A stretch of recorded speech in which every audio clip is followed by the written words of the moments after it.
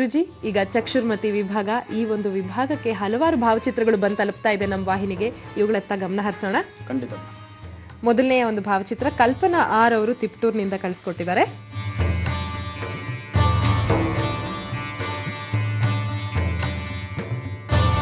ಸತತವಾಗಿ 11 ವರ್ಷಗಳಿಂದ ಒಂದೇ ಸಮ ಕಷ್ಟಗಳನ್ನು ನೋಡ್ಕೊಂಡು ಬರ್ತಾ ಇದ್ದೀರಿ ನೀವು. ಆದರೆ ಭಗವಂತನ ಆಶೀರ್ವಾದ ಇರೋದ್ರಿಂದ ನಿಮ್ಮ ಮನೆಯ ಸಾಂಬ ಸದಾಶಿವ ಶಿವನ ಆರಾಧಕರ ನೀವಾದ್ರಿಂದ ಖಂಡಿತ ಆದಷ್ಟು ಬೇಗ ಈ ಸಮಸ್ಯೆಗಳಿಗೆ ಒಂದು ಪರಿಹಾರ ಅಂತಿದೆ. ಈ ಪರಿಹಾರ ಭಾಗನ್ನ ನೀವು ನಿಮ್ಮ ಮನೆಗೆ ಸಮೀಪ ಇರತಕ್ಕಂಥ ಯಾವುದಾದ್ರು ಶಿವಾಲಯದಲ್ಲಿ ಒಂದು 21 ದಿವಸ ತಪ್ಪುದಿರ ಬೆಳಗ್ಗೆ ಬ್ರಾಹ್ಮಿ ಮುಹೂರ್ತದಲ್ಲಿ, ಅಕಸ್ಮಾತ್ ನೀವಿರ್ತಕ್ಕಂಥ ಊರಲ್ಲಿ ಬ್ರಾಹ್ಮಿ ಮುಹೂರ್ತದಲ್ಲಿ ಶಿವಾಲಯ ದೇವಸ್ಥಾನ ದೇವರು ದರ್ಶನ ನಿಮಗಾಗಲಿಲ್ಲ, ದೇವಸ್ಥಾನದ ಬಾಗಿಲು ತೆಗಿಲಿಲ್ಲ ಅಂದರೆ ಅಲ್ಲಿರ್ತಕ್ಕಂಥ ದ್ವಾರಕ್ಕೆ ಒಂದು 21 ತುಂಬೆ ಹೂವು ತೆಗೆದುಕೊಂಡೋಗಿ ಸ್ವಾಮಿ ಅಲ್ಲಿ ಒಂದು ದ್ವಾರದ ಹತ್ರ ಹಾಕಿ ಓಂ ನಮ ಶಿವಾಯ ಅಂತಕ್ಕಂಥ ಮಂತ್ರನ, ಶಿವಪಂಚಾಕ್ಷರಿ ಮಂತ್ರನ ನೀವು ಹೇಳಿದ್ದೆ ಆದರೆ ಈ ಸಮಸ್ಯೆಗಳಿಂದ ಹೊರಗಡೆ ಬರ್ಬೋದು. ಅಥವಾ ತುಂಬೆ ಹೂವು ನಿಮಗೆ ಸಿಗಲಿಲ್ಲ ಅಂದ ಪಕ್ಷದಲ್ಲಿ ಸ್ವಾಮಿಗೆ ಭಸ್ಮ ಬಹಳ ವಿಶೇಷ.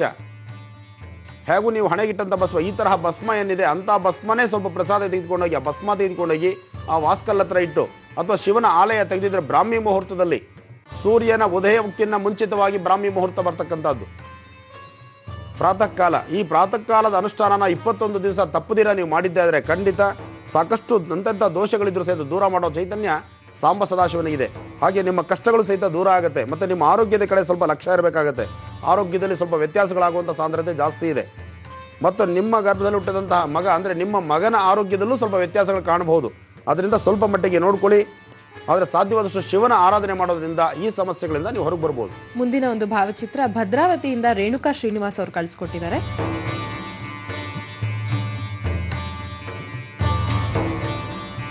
ನಿಮ್ಮ ಕಣ್ಣು ರೇಖೆಗಳನ್ನು ನೋಡಿದ್ರೆ ಆರೋಗ್ಯದಿಂದ ನರಳುತ್ತಾ ಇರತಕ್ಕಂತಹ ವ್ಯಕ್ತಿ ನೀವು.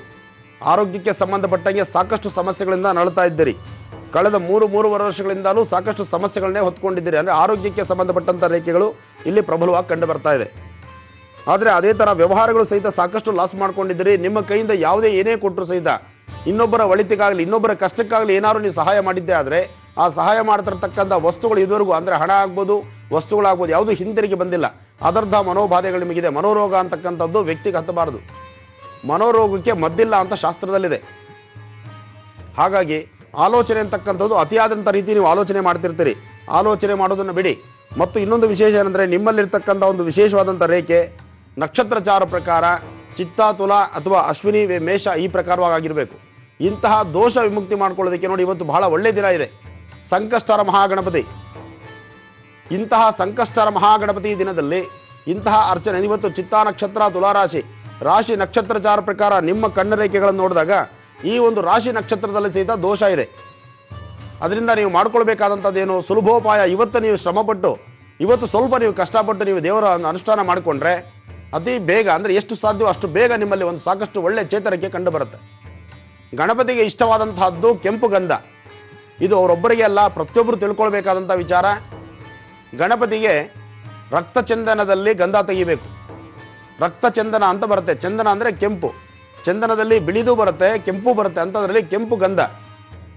ಕೆಂಪು ಗಂಧ ತೆಗೆದು ಸ್ವಾಮಿಗೆ ಕೆಂಪು ಗಂಧ ಗರ್ಕೆ 21 ಅಥವಾ 108, 54 ಈ ಪ್ರಕಾರವಾಗಿ ಗರ್ಕೆ ತಂದು ಚಂದನದಲ್ಲಿ ಗರ್ಕೆಯನ್ನು ಅದ್ದುಕೊಂಡು ಅದನ್ನು ಸ್ವಾಮಿ ಪಾದಕ್ಕೆ ಗಂ ಗಣಪತಿಯೇ ನಮಃ ಅಂತಕ್ಕಂಥ ಮಂತ್ರ ಆಗಲಿ ಅಥವಾ ಸಂಕಷ್ಟರ ಮಹಾಗಣಪತಿಯೇ ನಮಃ ಅನ್ನೋ ಮಂತ್ರ ಆಗಲಿ ಒಂದೊಂದು ಗರ್ಕೆಗೂ ಕೆಂಪು ಗಂಧ ಅದ್ದುಕೊಂಡು ಅದನ್ನು ಸ್ವಾಮಿ ಪಾದಕ್ಕಿಟ್ರೆ ಎಂಥ ದೋಷಗಳಿದ್ರೂ ದೂರ ಆಗುತ್ತೆ.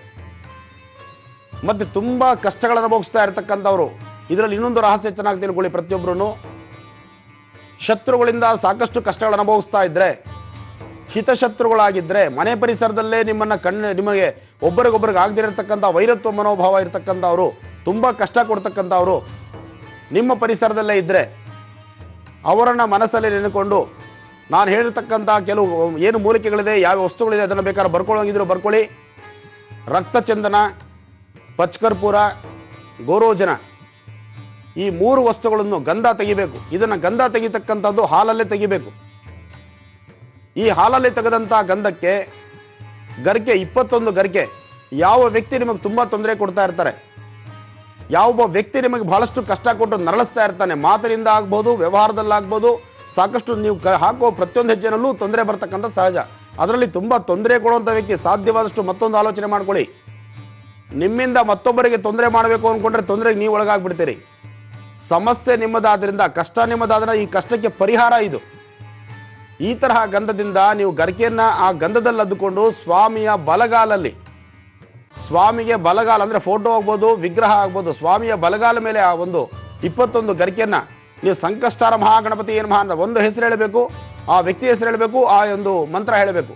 ಈ ಪ್ರಕಾರವಾಗಿ 21 ಗರಿಕೆಯನ್ನ ನೀವು ಇಟ್ಟಿದ್ದೆ ಆದ್ರೆ ಆ ವ್ಯಕ್ತಿ ಆಟೋಮೆಟಿಕ್ ಆಗಿ ಕೂಲ್ ಆಗಿಬಿಡ್ತಾನೆ. ಆ ವ್ಯಕ್ತಿ ನಿಮ್ಮ ನೋಡಲು ಸಮಾಧಾನವಾಗಿ ಬರ್ತಾನೆ. ಮತ್ತು ಅಂದ್ರೆ ನೀವು ಮಾಡ್ತಕ್ಕಂಥದ್ರಿಂದ ಆಗುತ್ತೆ ಅಂತಲ್ಲ, ಭಗವಂತ ಆ ಕ್ಷಣಕ್ಕೆ ಆತನಿಗೆ ಆ ಒಳ್ಳೆ ಬುದ್ಧಿ ಕೊಟ್ಬಿಡ್ತಾನೆ. ಅಂತಹ ಒಂದು ವಿಶೇಷವಾದ ಶಕ್ತಿ ಇವತ್ತಿನ ದಿವಸ ಇದೆ. ಇವತ್ತಿನ ಸಂಕಷ್ಟರ ಮಹಾಗಣಪತಿ ಭಾನುವಾರ ರಾತ್ರಿ ಚಂದ್ರೋದಯ ಆಗ್ತಕ್ಕಂಥದ್ದು ವಿಶೇಷವಾಗಿರ್ತಕ್ಕಂಥ ಕ್ಷಣಗಳಲ್ಲಿದೆ. ಹಾಗೆ ನಿಮ್ಮ ಸಮಸ್ಯೆ ಸಹಿತ ಹೀಗಿರೋದ್ರಿಂದ ನೀವು ಅತಿ ಬೇಗ ಈ ತರ ಒಂದು ಅಂದ್ರೆ ಇವತ್ತಿನ ದಿವಸನೇ ಸಂಕಲ್ಪ ಮಾಡಿ ಈ ಒಂದು ಅನುಷ್ಠಾನ ಮಾಡಿ ಅತಿ ಶೀಘ್ರವಾಗಿ ಒಳ್ಳೆ ಫಲ ನೋಡ್ತೀರಿ. ಚಕ್ಷುರ್ಮತಿ ವಿಭಾಗಕ್ಕೆ ಭಾವಚಿತ್ರಗಳನ್ನ ಕಳಿಸ್ಕೊಟ್ಟಂತ ಎಲ್ಲರಿಗೂ ಧನ್ಯವಾದಗಳು.